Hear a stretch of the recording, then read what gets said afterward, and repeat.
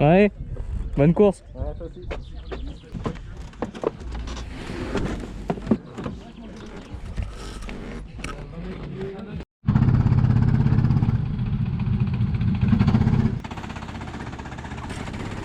Et salut les gars, c'est Guillaume. Aujourd'hui, on se retrouve pour la 7ème manche du championnat NARC auquel je participe, saison 2021-2022. On est sur Courcouët et directement on se retrouve pour la première course en 7ème place parce que j'ai fait une très mauvaise qualification.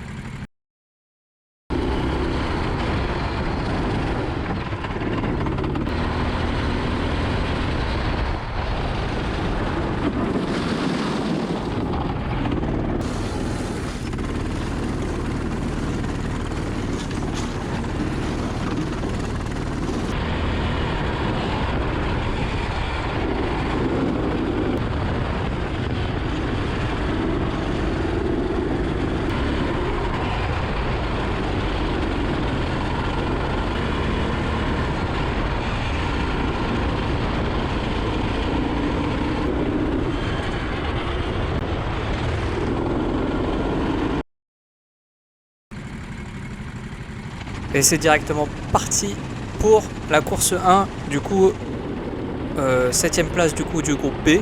Donc il y a deux groupes comme à chaque fois. Ici on est dans le groupe B et il va falloir finir au moins 4ème pour pouvoir monter dans le groupe A. Ça va être l'objectif de cette course, alors que directement ici il y a un tête à queue. Je profite un peu de la pagaille pour passer 5ème. Je me mets derrière Antoine qui en a profité aussi. Et devant je crois que c'est Grégory. Donc on va se mettre derrière eux et on va voir ce qui se passe. Il me reste plus qu'une place du coup à gagner pour pouvoir monter dans le groupe A. Alors que je partais 7ème. J'ai pas un super kart. Il n'y a pas de lest aussi pour cette manche. Ça fait beaucoup d'informations d'un coup, je sais. Mais du coup, voilà, l'objectif ça va être toujours d'être de monter dans le groupe A. Ici il y a un drapeau jaune parce qu'il y a quelqu'un dans le bac à gravier. Et j'ai en profité directement pour plonger à l'intérieur d'Antoine et passer 4ème. Il a essayé, en tout cas il a essayé de recroiser. Je garde le meilleur sur lui. Et je vais rester 4ème pour l'instant.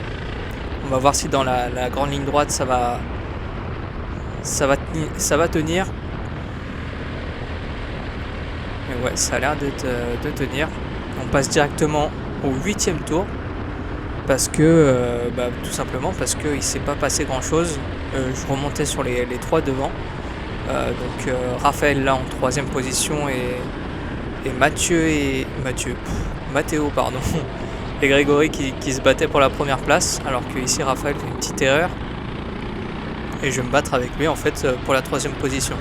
Alors au début je vais tenter de le dépasser avec l'intention de le dépasser pour la 3ème place pour marquer plus de points. Puis après je me suis dit, vu l'écart qu'on a derrière, on va la jouer safe, on va essayer de rester derrière lui et puis de profiter d'une erreur s'il en fait une. Raphaël qui est très rapide, on s'est déjà battu sur la piste évidemment pour la 7ème place ou 8ème place sur la dernière manche à Saint-Michel-Chef-Chef. Je sais qu'il est très rapide. Il a un mauvais kart aussi, je crois qu'il a le numéro 3, c'est celui que j'avais en qualif. Voilà, j'ai ma petite excuse pour ma mauvaise qualif. Alors que ici j'ai tenté à l'intérieur et il a recroisé. Et là j'ai le kart numéro 4, donc qui est vraiment pas terrible non plus apparemment. En ligne droite, mais apparemment c'est pas pire que le 3.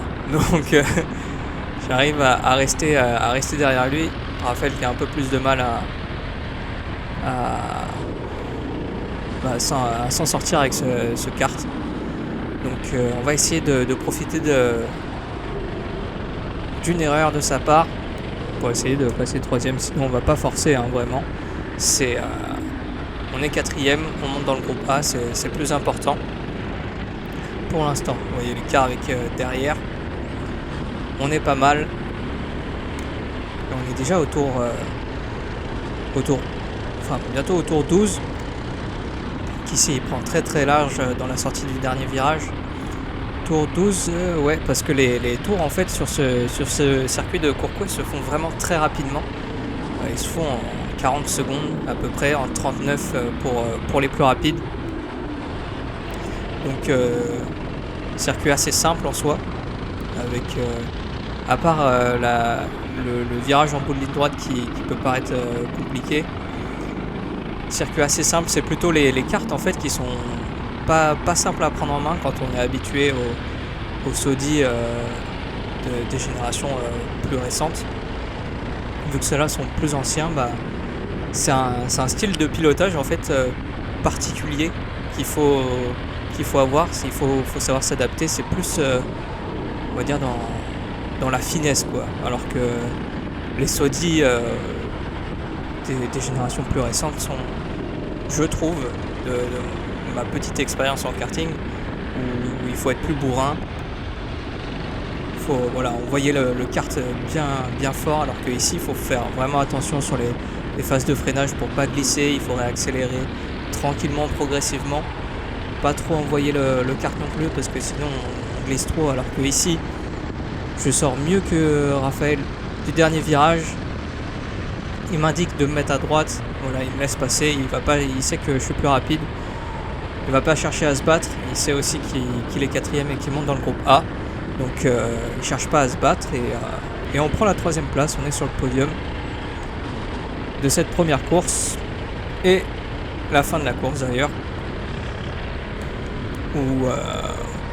où du coup c'est Grégory qui finit premier, Mathéo 2ème, moi-même 3ème et 4ème Raphaël, et nous 4 on va monter dans le groupe A pour la course 2.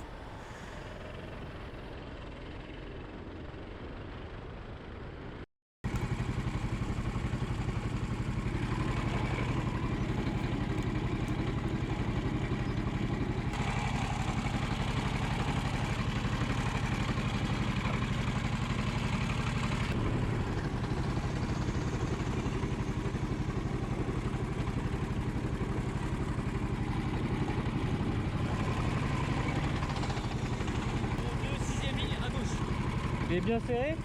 Comment? Il est bien serré le... Ouais, je peux pas faire mieux. Allez, on se retrouve pour la 2ème course. On part avant-dernier sur 13, du coup ça fait 12ème. Sachant qu'on était 26 pilotes, pour cette manche. On part 12ème et l'objectif ça va être de remonter le plus possible. Et c'est parti. Directement Mathéo à droite qui fait un très bon départ. Je vais le suivre à l'intérieur ici. Enfin, je vais essayer en tout cas. Je vais même en profiter avec une manœuvre un peu optimiste. Voilà, directement à l'intérieur je plonge. Ce qui fait que je passe 10ème. On va voir comment ça se passe à la première épingle. On a vu que c'était compliqué sur la première course. Si ça se passe bien, je fais même une meilleure sortie qu'Elouan. Et ici, pas la place à l'intérieur, c'est compliqué. Tout le monde cherche sa place dans les premiers virages. Et je vais directement attaquer. Il ouvre la porte. Petite touchette ici. Et je passe 9ème directement avant l'entame du tour 2. Alors qu'il reste quand même à côté de moi, Eloane. Mais quand on est à l'intérieur en bout de ligne droite ici, c'est... Oula. Là j'ai... j'ai un peu forcé honnêtement. C'était un peu trop optimiste de ma part sur Olivier.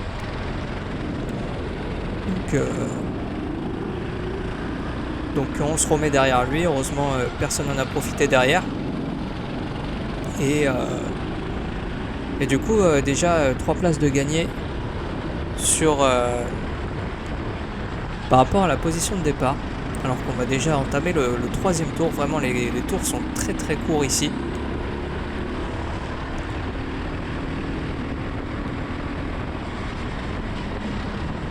Olivier qui a l'air d'avoir un peu plus de mal ici. Je vais prendre une meilleure sortie peut-être. Non, je reste derrière lui. Non, je vais tenter à l'intérieur. Toujours un peu trop optimiste ici. Je vais le laisser repasser je crois, ouais. Juste ici, voilà. Comme ça je suis excusé on va dire. Mais Matteo en a profité. Du coup, je redescends 10e. Il va bloquer ici l'intérieur. Je vais m'appliquer sur ma sortie de virage pour essayer d'avoir une meilleure sortie de virage, hein, tout simplement. Et non, ça passe pas. Matteo qui est plus léger que moi, alors que quelqu'un, c'est Mika, qui est parti dans les graviers. Donc une position de gagner gratuitement. Mais oui, je disais Matteo qui est aussi plus léger que moi. Donc en ligne droite, c'est une fusée, hein, clairement. Qu'importe le karting, sans lest, c'est une fusée. Même si déjà je suis pas très lourd. Ici, les pilotes les plus légers sont les plus avantagés, en tout cas en ligne droite. Évidemment, il faut avoir un bon karting aussi. Alors que ici, j'ai pris une meilleure sortie de virage. On va se retrouver à l'intérieur et je vais le redépasser pour la 8e place. Et je lui fais signe d'attaquer pour rejoindre le groupe devant qui a l'air vraiment en grosse bagarre. D'ailleurs, je prends une meilleure épingle que Olivier. C'est compliqué. Des grosses bagarres. Tout le monde cherche à gagner des positions ici. C'est assez compliqué. Sachant que c'est assez facile d'attaquer sur ce circuit, mais c'est aussi assez facile de défendre sa position. Parce que, alors que là, Olivier se touche un peu. Olivier a eu une mauvaise sortie de virage et j'en profite directement dans la première épingle. Je passe 7e.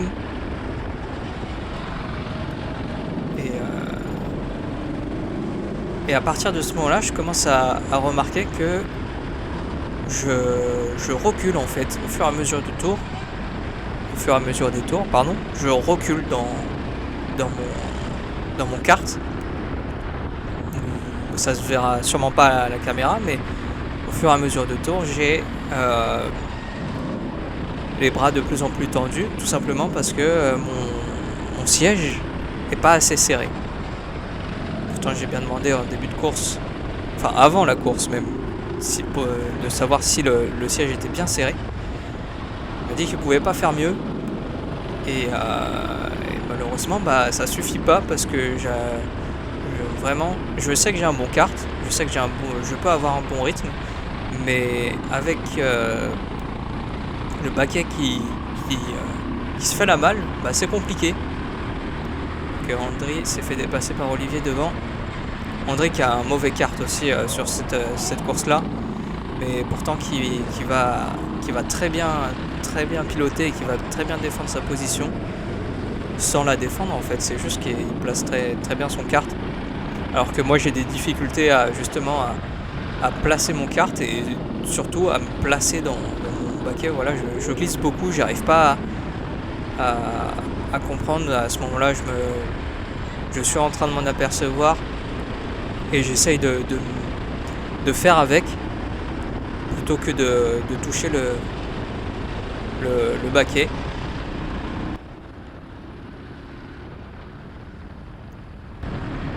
Voilà. Donc pendant toute la course en fait je vais avoir des problèmes de siège tout simplement. J'arriverai pas à les régler, je vais devoir le toucher pendant la course. Et à partir de maintenant en fait, on est au tour 10, je vais vous laisser tout le reste de la course parce que il va y avoir beaucoup d'actions et je vais vous laisser en profiter de manière la plus pure avec les sons de la course sans mes commentaires. Allez, je vous laisse.